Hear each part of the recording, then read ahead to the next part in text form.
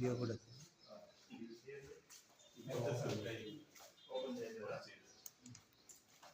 బ్యాడ్లు అవి చూపించండి.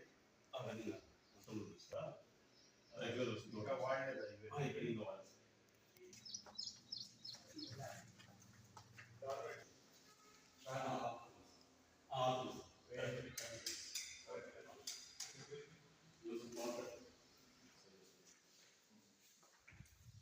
కింద పడుతుంటారా? కింద కార్డ్స్ ప్రొవైడ్ చేస్తారా? ఎందుకు